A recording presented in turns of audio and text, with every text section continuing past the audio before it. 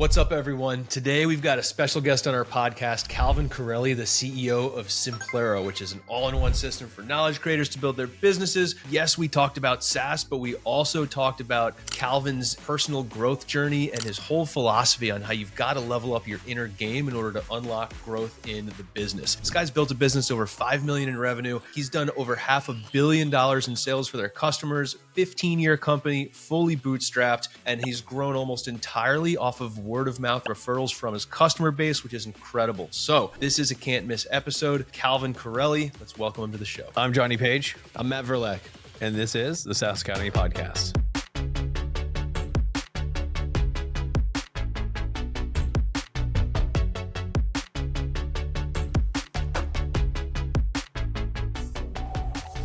I am very excited today to have SaaS founder extraordinaire and someone who, honestly, I've been inspired by on multiple occasions with conversations we've had, Calvin Correli, the CEO and founder of Simplero. Calvin, welcome to the SaaS Academy Podcast, man. It's great to have you here. Thank you so much. It's great to see you guys again.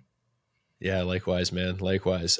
So we start this podcast, probably you could guess this, Calvin. We start this podcast the way we start every SaaS Academy call. I would love for you to just share your perfect intro so people know who they're talking to. Like, who's Calvin? What do you do?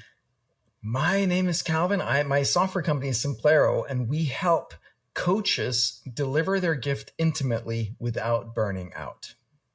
I love it. I love it. I love it. I love it. And before we talk about how you do that, I want to go back to the family for a sec, because so our team does research before all of these. And one of the things that caught my eye that our team wrote down about you is that your mom started a software company in 1980 before the PC was invented. Is that true? Like, walk us through that. That's 100% true. Yeah. My mom was studying chemical engineering. So she's a trained chemical engineer. My dad studied to be a mechanical engineer. And during that time, they both met, and they met this guy named Christian, who was one of the early pioneers in software IT back then, and like in the 70s. And my mom actually dated him, and my mom met him through his sister, who was studying with my mom. So they were colleagues. She was like, instead of like going out and working for like some painting company, you should go work with my brother. He's onto something. And my mom at first actually went to get a job at one of those companies that make paint, and then quickly realized, no, I need to go do this other thing. So she worked there, met my dad through there, and cool. They ended up marrying. And yeah, so she got into that world super early. Both my parents were programmers in the 70s. There's like literally 5 computers in the entire country. They use punch cards to communicate, no keyboards, no trackpads, anything like that. Punch cards, holes in a physical piece of paper. Let's go. And yeah, it was legendary. And then, yeah, we had a young lady, like 16, 17-year-old who would come, like a nanny, kind of living nanny, young lady. And one of them fell in love with this guy who was a brilliant software engineer. And so my parents teamed up with him. So he would write the software. My mom would sell it and market it. My dad has his own company, and that's how that came to be. I love it. So it's no surprise, the old apples and trees, right? That here you are, CEO in a software company today.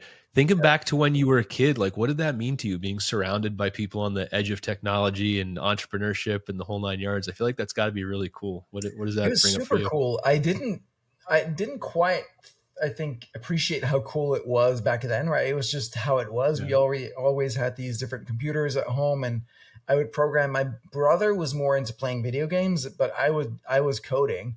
It helped too that I was very, very insecure and emotionally broken. So computers became my safe space where I could make them do stuff, and I felt powerful and not threatened by them. So yeah, I really took to it. And looking back, I'm grateful. I remember reading this book called Fire in the Valley about the early days of the PC and that whole world. And I'm like, oh shit, I was there. I know this person. I know that person. Like we were not in the US, we were in Denmark. So it was removed. But the brother of the guy that my mom partnered with for his software company, or for her software company, his name is Anders Heilsberg. And he ended up Um, he created a Pascal compiler, which got bought and became Turbo Pascal, then became Borland, then became Delphi. And then he got hired by Microsoft to design .NET and C Sharp and that whole universe that was kind of Microsoft's next platform. So yeah, the webs weave deep. No doubt. And so you were writing code from an early age, found kind of your safe place, your at home, place with technology. What's the backstory behind you founding Simplero? Like what's been your journey to land where you are? I was always into software, always into entrepreneurship. So I started several companies in that world. I only ever had one job, which was for a software company based in Boston around 1999, 2000, 2001. And then other than that, I made money from software when I was a kid. I was a teenager. And then started my first kind of real adult software company after that job. And that was a services firm, like a consulting firm. So we did coding for hire. I had 13 people on my team at one point. And I always knew I wanted to do product, but it was hard. Like doing consulting, someone tells you what to code is like, all right, we'll do what you say.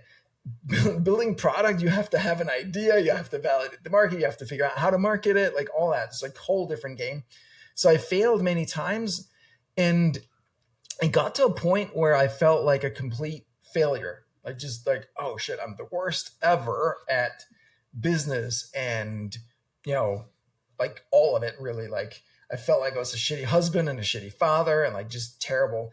And that pain, I think we all have that experience of, the pain is what causes us to actually seek a solution. So it was actually a blessing that it got so deep for me, because that's what started me on my inner growth journey. So working with a coach and a therapist and a spiritual teacher and some body therapy. And I kind of went down that path of getting help. Up until that point, I had this belief that if you need help, if you need coaching, if you need therapy, anything like that, that means you're already broken and you might as well not exist. So like admitting that I needed help was a huge step for me. And as I went through that learning journey of learning to relate to my thoughts and beliefs, learning to relate to my feelings, which I hadn't, like up until that point, I couldn't feel anything. Learning to have a sense of purpose or something that I wanted to give to the world. Not so much purpose in terms of like, I want to build this thing, blah, blah, blah, but more like, this is the impact. This is the energy that I want to bring to people. And I was like, those things that I've learned here are so valuable for all of the entrepreneurs that I know. Right? Mm-hmm. We're all struggling with our thoughts and our beliefs that are making us feel crap, or like, we know the emotional roller coaster of entrepreneurship. Like it goes well and we're happy, and then it like something bad's happens, we're down, like all of that stuff, right? And especially in the tech world, I saw so many people who were pitching their startups, and it was like, it sounded like a good idea, but there's no heart, there's no like purpose behind it. It's like, there's no like, why are you doing this? And what I saw is that it's like I read this essay by Paul Graham that says no startup ever died mid-keystroke. No startup ever died mid-keystroke. If you're still typing away at the keyboard, the startup's still alive. You might have run out of money. You might not have any team members left. You might not have any customers, but it's still alive. So I was like, whoa, if we're doing something that we feel is the reason that we were put here on the planet, and we deal with our emotions and our beliefs, then like that's going to dramatically increases your likelihood of actually getting there, right? If it's why I'm here, I'm not going to just give up because it didn't work out. And so that's what led me to, I need to teach this to others. And as I did that, I didn't know anything about seminars or workshops or anything. And so I was like, okay, great. Like, how do I teach this? And that led me to online courses and online marketing. And as I did that, I was like, great, I can do this. I realized that the software was complicated. You needed like 8-9 different tools. Like website, email marketing, shopping cart, membership site, video hosting, like all of the things. And I was like, that seems complicated. Let me build something that makes it simpler. And that is Simplero. There's a lot to So- unpack there. Go ahead, Johnny. Yeah. So Calvin, put us on the timeline. You started in 2001 is when you had the last like regular job. You have a couple business failures that expose not only the need to get better in the business arena, but also just work on the inner game. When do you start to realize it and conceive the idea of around providing tooling for people trying to help other people have a similar transformation? So that was 2008. There was a moment where I sat down. I was still doing consulting. I'd scaled my company down to just me because I didn't want to run a consulting firm. I just not needed to put bread on the table. And things kept crashing down around me. And it was like one of those, I was like, okay, is this the universe, God trying to tell me that I should sit down and figure out what I'm here to do? Because I had been avoiding that question. And I decided it was, and I sat down, and it was like a moment of coming up with the process, going through the process. And really the outcome was that I got this clear felt sense of I'm here to integrate spirituality and entrepreneurship. And by spirituality, I mean what I talked about before. We relate to our thoughts and our feelings and our sense of purpose and meaning, and really realize that the job of the purpose of the business is to share love, to expand our capacity to be in love, and to share that love with the world, and also to realize that I think of our business as our spiritual gym. Like I go to business to reveal where I'm still not free as a person, and that becomes my the way that I free myself, because that's ultimately what we want. And so it was that download of I need to teach this to others that then led me to create the software. But at the same time, I realized I can't. All right, so the challenges that we're facing as society, as humanity, are manifold. There are lots of them. What is it that will solve those problems?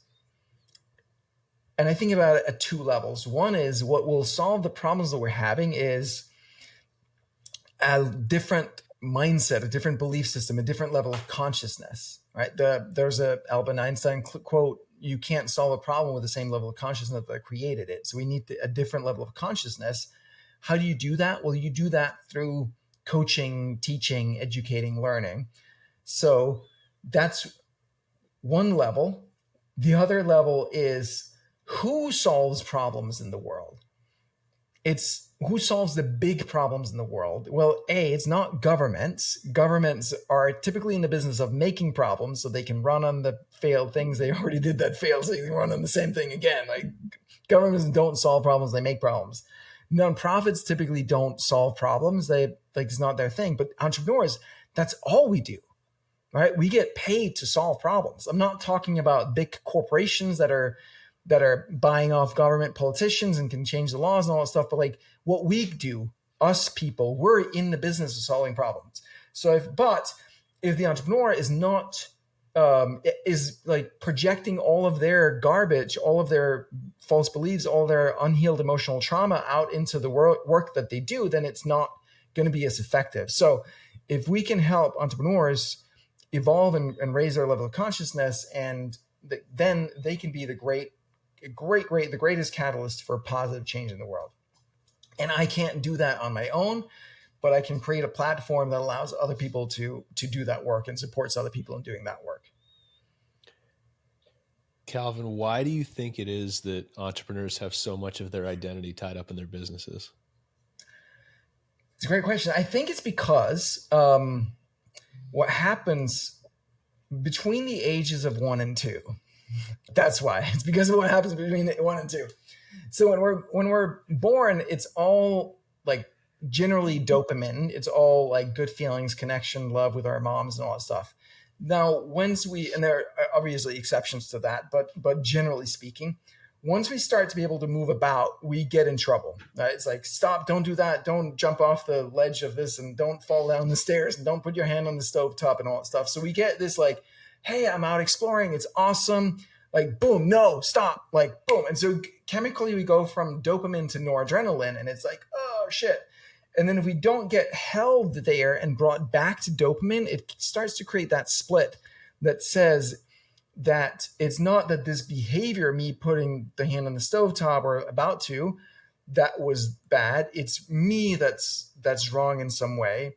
And so we get into needing to prove ourselves, needing to achieve. And I think that's a huge part of it, is that like of why we become entrepreneurs is because we have this need to achieve and prove and show that we're good and all that. Chip on the shoulder kind of thing, right? Exactly. Like we all have it, something to prove. Yeah, totally. And so, then the business becomes the proof of whether we are good or bad. Yeah. That's interesting. So you said something else that I wrote down on my iPad because I never want to forget it. You said business is your spiritual gym, which I love. We talk about that a lot. Like you mentioned we talked about the law of the lid, right? And, entrepreneurship being the most intense self-development program in the world. And I'll talk more accurately, ask you more about self-development and your work with coaches in a minute. But what I would love to know is for people who aren't entrepreneurs, there are team members who listen to this podcast, employees. There's nothing wrong with not being an entrepreneur, but how does someone who is not in this cauldron that brewed all three of us, like how do they get the same dose or a similar effect? Like if you're not running a business to push you in these areas, like how do you get better at this stuff, man?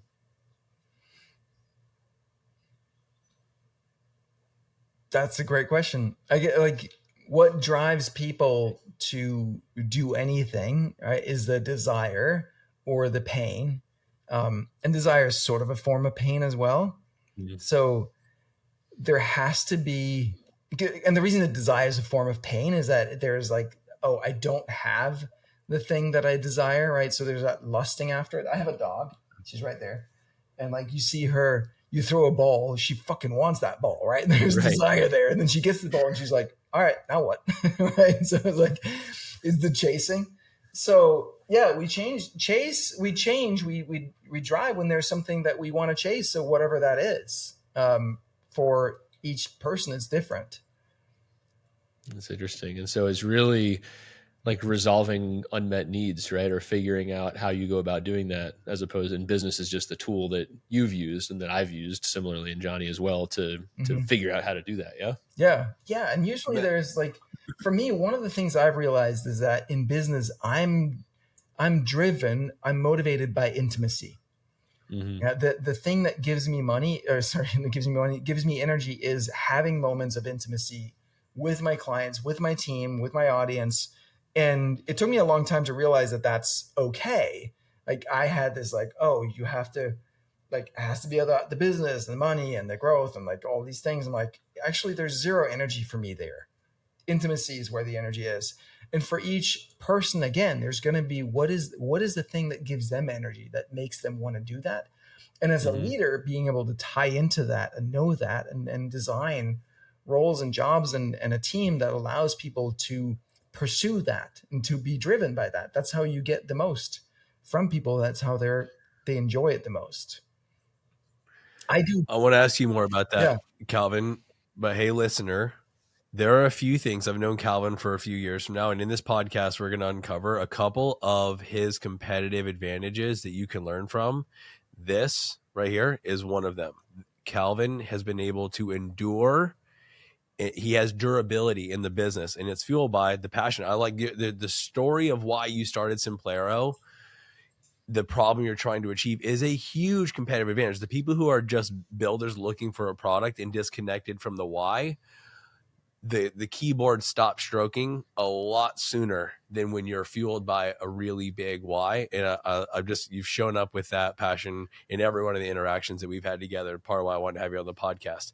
But I love this. Hey, I'm fueled by the moments of intimacy. Can you that word means a lot of different things to a lot of different people. Can you like describe like when did you start to realize this, and tell me like tactically what you do to make sure there's more of that in your day? Like what does it look like to pursue intimacy versus, revenue growth, and how do you prioritize it? I love everything that you just said and asked about. So in terms of staying power, this company has its 15th birthday on Saturday. It's been this Saturday. It's been Congrats, man. 15 That's awesome. years. It's 15 years since the first code check-in that I made, like May 11, whatever that is, like 2009. Yeah. So definitely staying power. And like you said, like that's only because this what I'm doing now, I feel like is what I'm here to do. All of it, not just the software part, but the coaching part as well. So the way intimacy shows up is our customer service. It's something that I've been trying to explain. If you go to our Trustpilot, you'll see everybody's raving about our customer service. And when you say that, people are like, oh, great, you give an answer really quickly, and that's awesome. No, it's not that. It's much more than that. It's that we build a team of people who really see our customers, really relate to our customers, really connect with our customers, really understand where they're at, and obviously gives them the answer. And I'm very like, we don't want to ever just like give a superficial quick answer without, like, we take the time to understand where they're at and what they mean, even if they don't know how to articulate it. Right? So for example, like we've built tools, and I used to do customer service myself, and we built our own customer service tooling. We don't use Intercom or Help Desk or Zendesk or anything like that. So we can see whenever people submit a ticket, I can see the 10 pages they visited in the app right before submitting that ticket. So now if they are not telling me what thing this is about, we can just click that link and go see what they're talking about because they forgot to mention it. So we can, instead of then asking about it and then wasting time cycles on that, we can get to the right answer. But deeper than that is that level of connection with people. That's what we offer. And it's something when people experience it, they're like, oh my God, this is next level. And they really love it. We also do coaching. So we have our Simplero Academy where we work with members on Simplero plus other people who are not on Simplero and work with their business. And that's where, like, before this podcast here, I was on my weekly coaching call with that group. And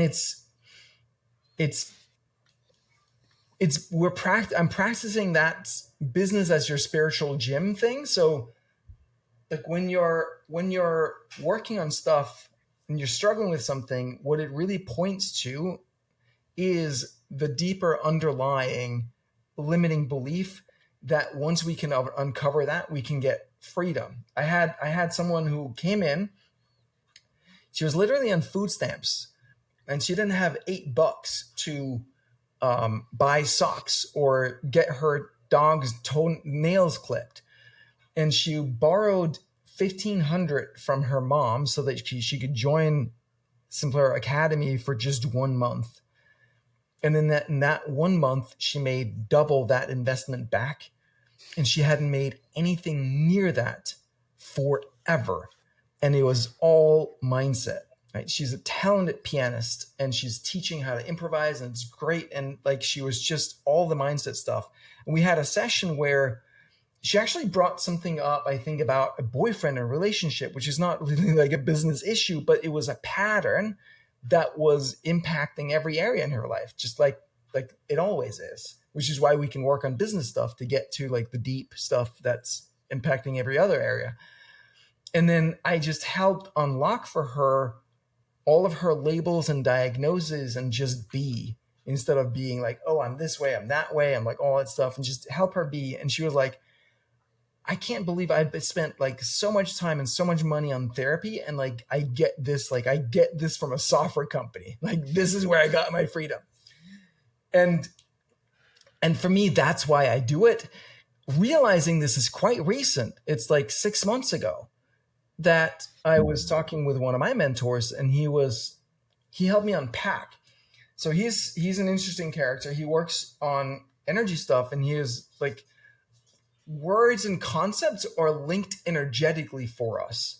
And so what he helped me unlock is that I had success and failure and shame kind of all linked together in the same place, because I had this programming that says if I'm very successful, then I'm going to be disloyal to my family, and so that's bad, and so that's really failing. So it's like, if I succeed, I fail. If I fail, I succeed, and either way, I'm shame. There's shame, not a good energy. And so for me, it was like when I went to work on marketing or growth stuff, I would go to that place, that kind of same energy of success and failure and all that stuff, and like nothing freaking happens. It's all like jumble stuff. But intimacy for me is something that's high energy. And so that's where I put my focus and my attention. Like, this is not about marketing or success or any of that stuff. It's about intimacy. How can I create more intimacy? Let's create systems and processes that create moments of intimacy. Okay, now I'm excited. Now I'm energized. Now I like it. I've got the juice that I need to go. So I love that for a lot of reasons, but it seems like if I were to spit that back, it's optimizing for client results, but more with a little bit more depth, right? Because there could be a lot of ways to get client results. It's really optimizing for client results in a way that also fills up your heart with like, this is how we do things. This is why we do things, which I love. And I think people want is maybe it's our audience is special, right? We're not like a B2B enterprise corporate SaaS, right? We're B2B, but our B is like tiny. It's usually just one person, and it's a part-time side hustle they're trying to get up and running, and then eventually they do, right? But they're very small. So what they need more than anything is to be seen and heard and felt, because they typically feel like outsiders in their own circles. They're the weird ones that dare to go out and do this thing. And they've probably worked on their own personal growth for years, a little bit in private, right? So they've evolved a lot on the inside, but other people might not see that as much. And so there's that disconnect. So offering them that, where we actually really make them feel seen, is value for them and is part of the success path, because they need to be seen in order to allow themselves to be seen out in the world. Yeah. And I want to call something out for the founders listening to this right now. If you were paying attention at all, you just noticed the depth that Calvin talks about his customer base with, right? Like, it's not just about, the demographics and the firmographics, and they run a business that looks like X that makes Y revenue. That stuff is table stakes. It's about like, what do they need emotionally? How can I show up in this relationship to make them feel seen and heard and felt? And we'll talk more about how that's impacted your growth in a second. But just for a quick opportunity to hold up the mirror to a founder that's listening that might say to themselves, shit, I don't know if I know my customer as well as Calvin does. Like, everything you want in your business is on the other side of getting to know your customer at that level. And this is one of those corners that you simply can't cut, right? There's choices you can make on marketing channels or go-to-market strategies. Like, not knowing your customers is not a choice you can make, in my opinion. And Calvin, man, you're leading from the front on like what it means to actually know your customer. And having the coaching program is a game changer for that. I got into this cheat code. Right. Yeah. I got into this business because I was doing coaching, but then I talked myself out of it, and I was like, let me just do the software and focus on that. And so I think it's like a year and a half ago that I got back into the coaching game myself. And it's been a complete game changer, because now I'm intimate with my customers every single week, and they show me exactly what they're struggling with. And it tells me how I need to grow as well.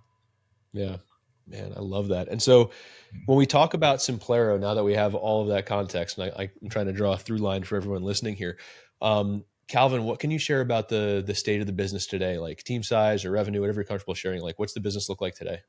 We're about 30 people all over the world, and we are at 5 million annual revenue. And what else do you want to know? It's I'm super proud of the team. I have to say, it's been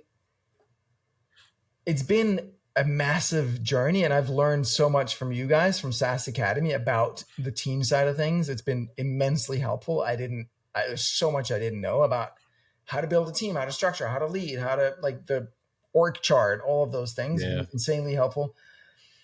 think about like I got really good at computers because I was terrified of people. So like getting into coaching was like a huge step. I remember when my first coach, she was like, I think you should take a coach education. You could become a great coach. I'm like, are you crazy? Like, I'm not a people person. Like, I'm behind a keyboard for a reason.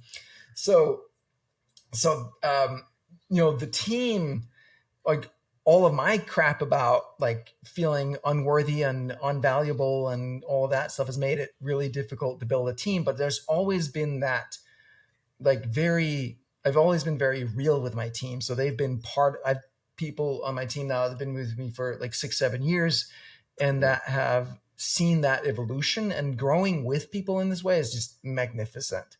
And now I've really got stuff dialed in where got such good people, really investing in coaching. I do weekly team training with my whole team where it's a lot of it is on all of this inner growth stuff because I want them to thrive and find inner freedom and find their just energy, love, motivation, all of those things for them in their lives outside of the company. And so, the team side of things is really, really working well. That's cool. But there's one thing about your team that I think most founders would be surprised by, as we were talking about right before we started recording, is that you've gotten this far above a $5 million annual run rate really without a long-term marketing hire, right? And I think that a lot of this, if I had to take a guess, goes back to what you were talking about earlier about being like maniacally focused on building intimacy and driving results for your customer base. But dude, can you unpack that for a second? I'd love for you to talk through the strategy of how you grow without focusing on marketing. Yeah.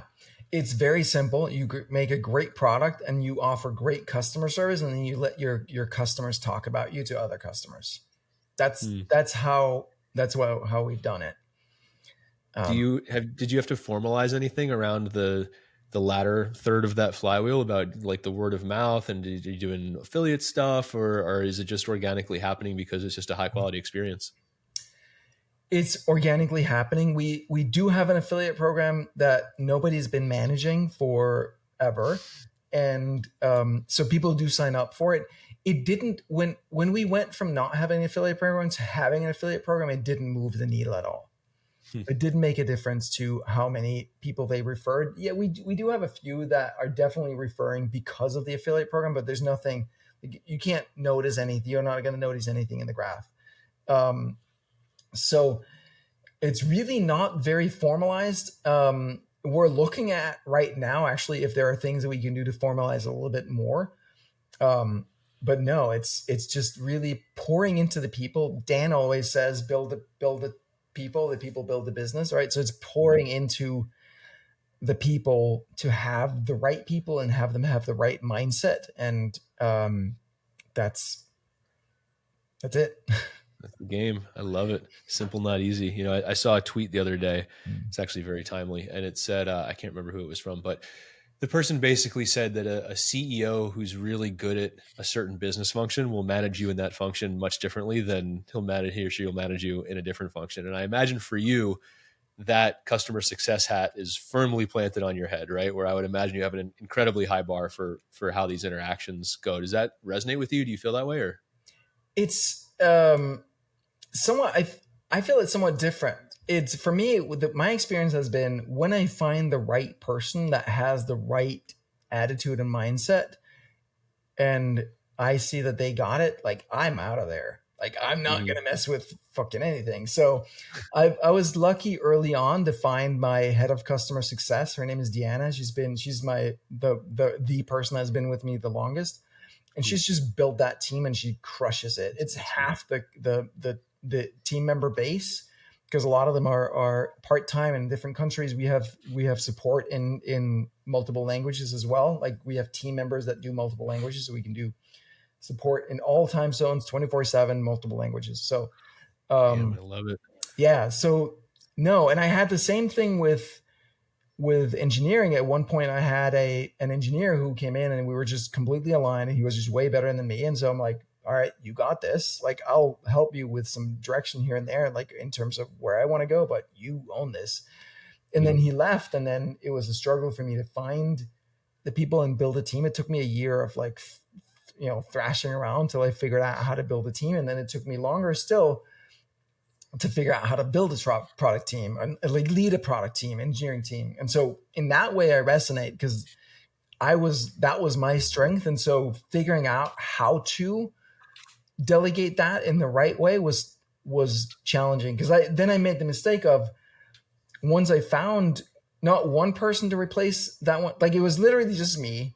And then I found this one guy, and then we were coding together, and I'm like, all right, you're way better and way faster and smarter than me. You go do that. I'll go do these other things, which at that point was make music. Like I had this phase where I was like, I want to learn how to sing and produce and write songs and all that stuff. So I kind of spent a lot of time doing that. I was like not at all serious about like being the CEO and running a company or anything. But it was awesome. And then when he left, and it took me a year, then I finally figured out how to hire great engineers. And then I had 3. And then after a while of working with these 3 programs, I was still part of it. Then I was like, okay, you guys got it. Like, go run with it. That was, I don't believe in mistakes, but if there were mistakes, that would be one. What I didn't realize is like, I've always been that engineer. Right? I'm the CEO, I'm the product manager, I'm the designer, I'm the engineer, I'm like the customer service person, I'm all of these things. I'm also the person that did the thing that my customers do. Like I started doing online courses and online marketing and all that stuff. So I know that works. I know all of this stuff. And like, now I just figure out what to build and I build it. Turns out when you hire an engineer out from the street, they don't know all of those things. Right? So if they're just like, go build the thing. And then they're like, oh, and they don't have a product manager and they don't have a designer and they don't have anything, like they sometimes make a mess. So that was definitely a learning experience. And we still don't have product management, by the way. Like I do that, and I've coached my engineers to do a lot of the things that a product manager would do. That's cool. Yeah, it's typically the last hat you'll hand off. And there's some CEOs that'll hold on to the product management hat well through 10 million. It's just you have an incredible cheat code with 15 years of context, being the practitioner yourself. Like those are some big shoes to fill. Yeah. And ones that oftentimes take time. So I want to ask you, Calvin, a couple questions. Hang on, Johnny. Let me just let my dog out. She's barking over here. Yeah, go for it.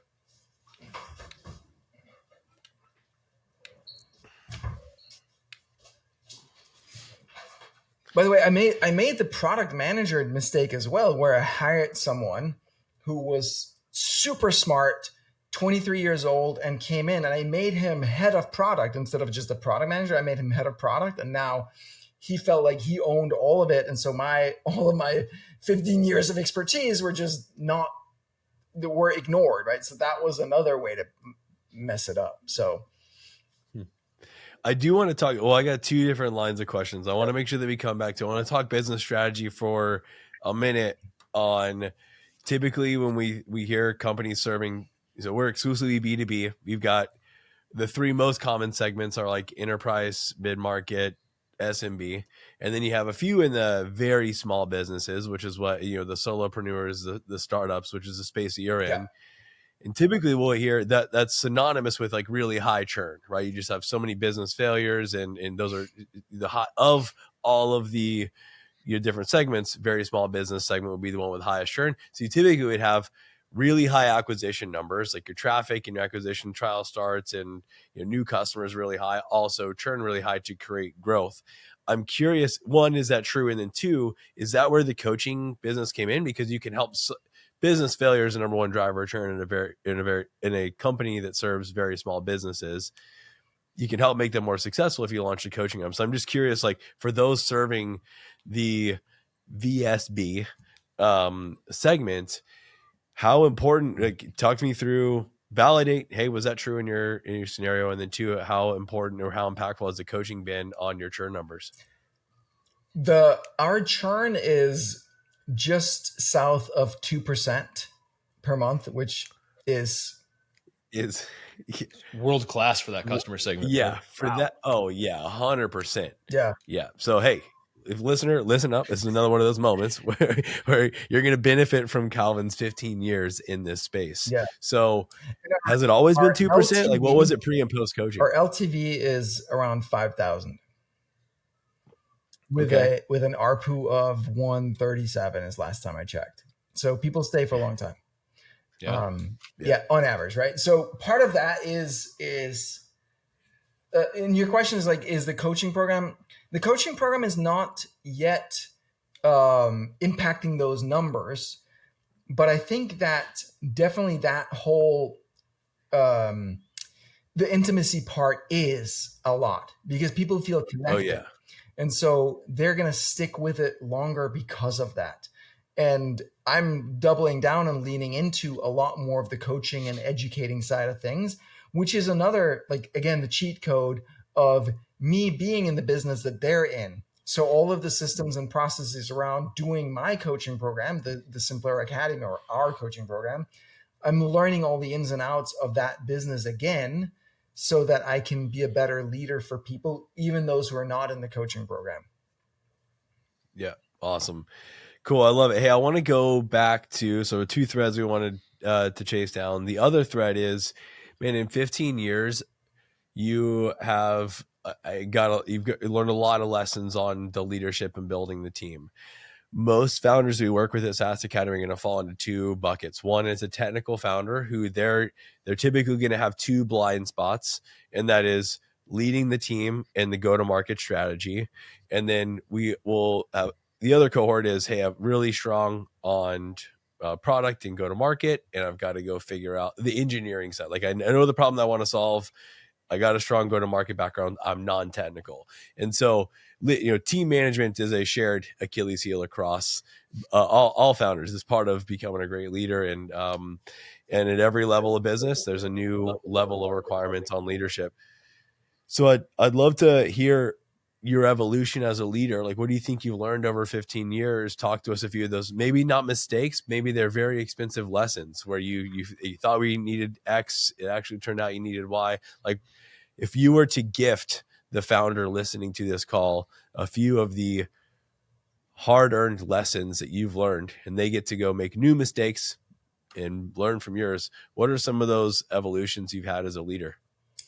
The core ones are, I feel like it always comes down to those big inner shifts that then unlock something that I didn't even realize. Like, I had no idea what that was. Big one that happened a few years ago, really big one, was all right, I'm going to start slightly different. So you asked me like one of the expensive mistakes. The expensive mistake that I kept making over and over again was trying to hire someone else to essentially be the leader of my company. So I hired a COO to like you're going to run the company, and he was kind of in between me and all the team leads at the time. I hired a chief of staff at one point, trying to kind of get him to do it. I was seriously contemplating bringing in like a president from another company in our space and actually making him either president here or the CEO, and then kind of me being more in a chairman, like visionary position. And the big realization was I was working with a coach named Larry, who was a former Navy SEAL, and he had this process of uncovering your core trauma. So his theory is that whatever traumas you've experienced, there's basically one that's kind of the primary, that's the core one that you experienced, where now your brain saw a pattern, it did something, and you survived because you're here today. And so the lesson for that subconscious mind of yours is that's a successful strategy. Now I'm going to keep looking for things that match this pattern so I can apply the strategy over and over and over again, whether it works or not. And so he'll ask some questions and then kind of get to like, what is the core? What is the underlying thing here? And for me, what he helped me uncover was my birth trauma, which I was already aware of. but he helped me understand the impact. So I was born strangled in my own umbilical cord, not breathing, all blue, basically near death. And then, they smacked me and they did whatever, and I started breathing again. And then they put me in an incubator for 48 hours to make sure that I was good and I was breathing and I was going to survive, which is awesome. I appreciate they did that. What was fascinating was that Larry had the same birth trauma. So he was familiar with this. And what he helped me see is that for him and for me has created this pattern of being half in, half out. It's like you're born near dead, and I have no memory of this, but we've heard those stories of the tunnel and the light on the other side and all that. And then obviously I chose to come back here. So I'm here now, but there's that this thing might be better. So I'm not really sure if I want to be in or out. And I can see once he pointed that out, I was like, oh crap. That's exactly what I've been doing with my company. I don't know what I want. I'm not sure I want it. Can I hire someone else to be the CEO? Hire someone else to lead the company? I can see I've done that in relationships, my first marriage. I can see how I've done that in so many areas of my life. And so that was the wake up call for me to decide, no, I want this. I want to be the fucking leader. I want to be the one that want to be the CEO. I want to be the one that figures this out, that grows that as a person to own that. And that made all the freaking difference to the team, to me, to the effectiveness of the team, right? Because you can see how being the leader and being I don't really want if I want to be the leader, constantly that half abdicating, but also not abdicating, right? So you're not really finding someone to replace because you're like, I still want to be it's a terrible place to be. Can you help me understand help the founder listening and me understand tactically what should I take away from if I say, hey, Calvin, what you shared is super inspiring. What do I go do to be I'm curious how that ties in with, hey, I tried to hire a product manager, I got too far away, or hey, I hired 3 engineers. Turns out there's some tactical experience around building the team that you've learned some lessons around. There's also the unlocks for you as you progress in the inner game that unlock new leadership capacity in the way you show up for the team. Help me tie the two together. So there's the tactical level of go invest in that work. Find a mentor, find a coach, find someone who can help you see these patterns, because these patterns are what's going to unlock everything else. And the beautiful thing is once you unlock that, which is basically just getting awareness on it and really specifically and clearly seeing what the pattern is, then all the other shit takes care of itself, right? Think of it this way. We want certain results in our world, right? Business growth, freedom, time, whatever, money. We want results. Results come from actions. Actions come from our thoughts and our feelings. Our thoughts and our feelings, though, come from those deep underlying beliefs. I'm not sure I want to be here. I'm not safe. I'm not good enough. I'm not worthy. Something's wrong with me. I'm not wanted. My voice doesn't matter. Whatever those beliefs are, and our energy state. And so really what I'm all about is let's identify what those core beliefs are so that we can see them. And then as we see them, they dissolve. So one level tactical is really freaking look there. Spend your time doing that, because otherwise you can fight at the actions level or the thoughts and feelings level, but you're doing it uphill because there's something underlying that's really driving it all, right? So we can if you want to lose weight, you eat less and you exercise more, and that's it. Yet there's a multi-billion-dollar dieting industry because people don't do that. And why don't they do it? Well, because their thoughts and their feelings. Where do their thoughts and feelings come from all this other? So that's really I think that's the big takeaway. If you're asking at a more practical, it is what are the things? One of the things for me was, and again, it ties back to the personal journey, is I had this belief that that people should know this. People should know certain things. And that was me as a kid. I felt like my dad had this attitude towards me. Oh, I should know this. Oh, I'm ashamed that I don't know this. Like, let me go study really hard so I know this thing and like get out of that trap. So I was projecting that onto my team and saying, oh, you should know things, rewriting that in my brain to, like, obviously you have a higher engineer, they need to be able to like write some code and whatnot. But generally speaking, I can't expect them to know certain things until I've taught them how to do it. And I coach them and I've trained them. Right. So for example, on the product management side, now that I don't have product management, I've been coaching and training my engineers how to, what kind of questions to ask, how to think about it. And then when it breaks down every once in a while, rarely, I'll step in, do it, and then I'll have them observe, and then I'll have them reflect, like, what did you learn from this? What were the principles? How can you apply this? I love that, man. I think that, I don't know, I firmly believe that the hallmark of a good leader is your ability to coach people to success. I don't think there's any other skill that's more out front than that. But hearing what we've heard about you and you explaining your story so far, you know, you run a company that serves coaches. You've hired a lot of coaches. You coach your team. You coach your clients. What makes a world-class coach? You can only lift people to where you've gone.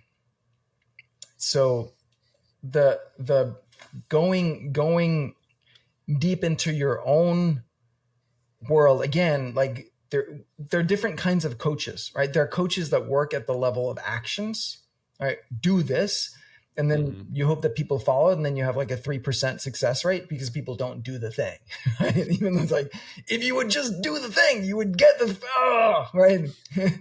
There are coaches who work on thoughts, mindset. That's pretty common, right? There are some that will work on the emotional side of things. The emotional side is really important because like everything is driven by feelings. And the reason we want the result is because we want to feel a certain way from having the result, right? So, and a lot of, like, we all have these places that emotionally we're not willing to go. I'm not willing to let myself feel certain feelings. And so that part, but they're still impacting your actions, your behavior. So that part is really important. And so it depends on how deep you want to go as a coach. But like, if you want to really go all the way and really help unlock people, then yeah, you have to go that deep with yourself. And, you know, I look at these as a relationship. I think any good coach would. So naturally, I want to ask your thoughts on the other side of the coin too, right? If you've made the decision to hire a coach and you want to get coached, how do you show up as a world-class recipient of that coaching? What's the right mindset?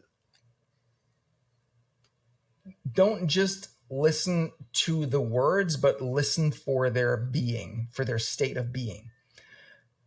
With one of the first online courses I bought, this was in 2008, I would listen to the audio recording, the audio version of this course, and then I would listen for the content, and then I would kind of rewind and then listen again for the context.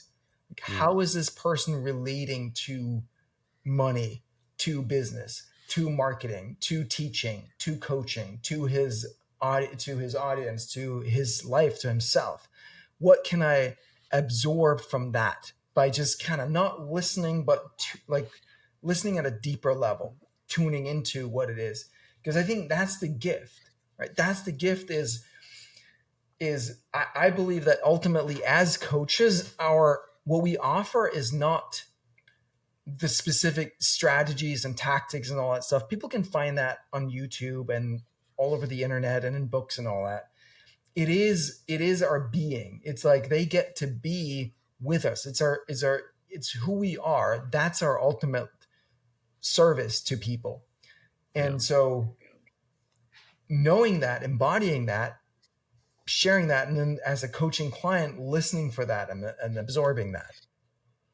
That's interesting, man. There's so many opportunities, I feel like, for SaaS founders to incorporate these principles into the way that they show up for their customers. You know, I think that we talk a lot about, I say this constantly, Calvin, I'm always like, software as a service, like those Yeah. words have Service. meaning. It's, Yeah. service is in the name, It right? It doesn't says it just on the mean, bottle. right. It's not, Yeah. it doesn't just mean recurring billing, which maybe what it originally meant. Right. But Right. now, like, no, this is actually the word. Yeah. And I inverted, honestly. I'm just going to start calling it service as a software, honestly, Yeah. because I Yeah. feel like it's Yeah. almost better. You We heard it here actually first, did, man. That's exclusive. we actually What were you did, saying? love as a service. Interesting. Yeah. Yeah, we should like bring that back. It was one the COO that I hired, Matt. He's a great guy, but didn't work out as a COO. But we thought of we looked at actually trademarking love as a service and like making it a thing and a whole like a whole thing. Maybe we'll do that.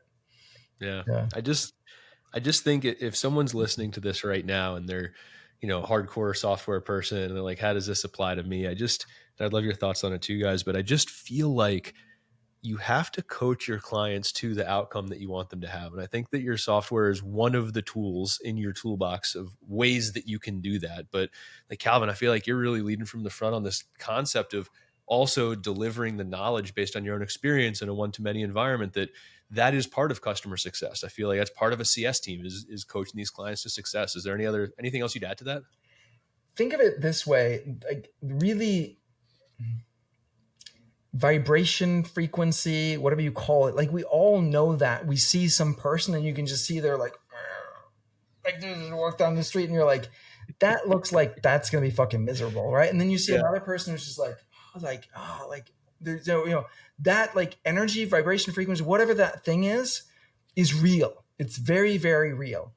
And so when you get clients that come to you, any entrepreneur, right? We get clients, they want like, enterprise is kind of its own thing, like goes to do the thing, right? Like, but most people who are working with entrepreneurs who are working with smaller people, it's like people want an outcome. What they really want is they want a change in their energy, their frequency, their state, their vibration, whatever, like that, because that is then that's what they're after, and also that's what's going to bring the result in the outer world.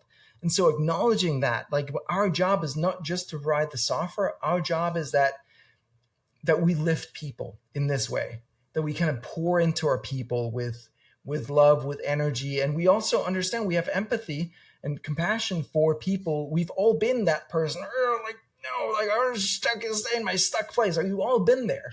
So like, instead of when clients show up in that way, just love them more. Like, I get where you're at, and we don't need to name it. We don't need to shame them for it or make them wrong for it. Just get to love them more. But it's like, if you're, because I coach coaches, right? So if you're someone who's, I have someone who does keto, for example. Why do people want to do keto? Well, they maybe a health issue, or maybe they want to lose weight or something, right? Well, that health condition that they're struggling with, or they're overweight, that they think they have anyway, is tied to their level of frequency. So we can give them all the strategies, but really we got to also pour into that energy level and really understanding that that's part of the job. That's part of the service as a software. It's like software as a service, love as a service. Like, it's part of the job is to help people elevate in that way.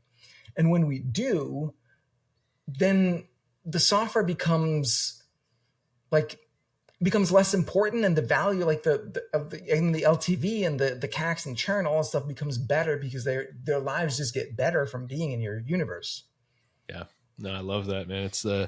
I frequently describe the software as a vehicle. It's a delivery vehicle is what it is. It's helping you accelerate your outcome and deliver it more scalably, or whatever word you want to use. But at the end of the day, it's not the magic. It's just the vehicle. It's what it is. I think of it as the excuse to get to do what we do. Right? There you go. That have these moments of intimacy, the excuse to have this impact on people in their lives. And it's the carrier wave to what it's really about.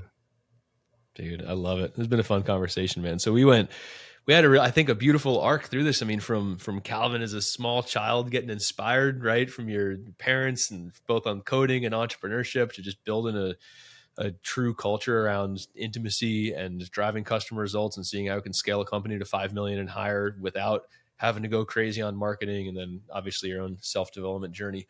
has been honestly really inspirational to hear. And the same way that we have a way that we start a podcast, we also have a way that we end a podcast, one of our favorite questions. And so I'd love to ask you, man, when it's all done and the page is turned on Calvin, what's the thing you want to be remembered for above all else?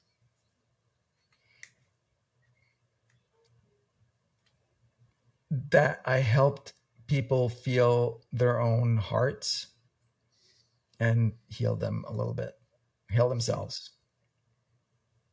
I love it, man. I think you're well on the way. I would imagine your customers would say the same about you, man. So, look, I just want to give you some gratitude, brother. Honestly, thank you for coming on and lending us some time and just sharing so openly from everything that you shared along your own journey, business and personal. It means the world, and I think this episode is going to hopefully reach out and touch a lot of people, man. So, thank you so much for spending the time with us. My pleasure. I love you guys. Love everything that you do. Anyone who's watching, I just want to say, if you're considering joining SaaS Academy, freaking do it. It's been a life-changing experience for me. I'm so glad that I did. Even though it felt scary, it felt like a truck ton of money and all of that, but it's been insane. It's been amazing. Dude, I appreciate you saying that. Yeah, it's been fun working with you, Calvin. You're a model student. Like, it's no surprise to me that you've leveraged coaching and just outside support before in other areas of your life, because you show up as someone who's like ready to learn and put in the work. And man, it's just it's been cool to see. I said it before we started recording the podcast, but we not only exist to help the founder win in the business arena, but to win in life. And you're just a great example of someone who's doing both. And yeah, so appreciate you coming on and just sharing the, how you think. I think you can learn a lot. One of the biggest tools we have to transform founders is through osmosis. So yeah. Look, I'd love to have you, if you're a founder listening to the podcast, I'd love to have you in SaaS Academy. If not, what I'm going to do is I'm going to bring the founder to you through the podcast so you can learn, get into Calvin's brain for a while and how he thinks. And hopefully you've placed an emphasis now on two things. If you leave with two things for them to be this, and Calvin, I'll turn it over to you to double down on. The one is the importance of the inner game and how it either enables you or holds you back as a leader. Observe, where am I winning right now, and where could I use some attention, and bring some awareness to what's that next level look like. And the second one is a customer success led growth strategy. Win for the customer first, and trust that if you do that well, they'll take care of your marketing for you. So 2 takeaways, Calvin. Great. Anything else you hope the founders listening to this call take away? Do what you do because you love doing it and because it gives you energy to do that. Like, really tying into the energy. Because you said like winning again. And I noticed, like, for me, winning is it's not a positive word for me. There's no energy there. Victory, that's different. There's energy, but like, really notice, like, and again, like business marketing, no energy, intimacy, lots of energy. So really notice where you get your energy, what is energizing for you, and whatever it is okay. Like, it doesn't have to look a certain way. I love it, man. I love it. Great stuff, Calvin. Appreciate you taking the time. Thank you for doing what you're doing and for changing my life.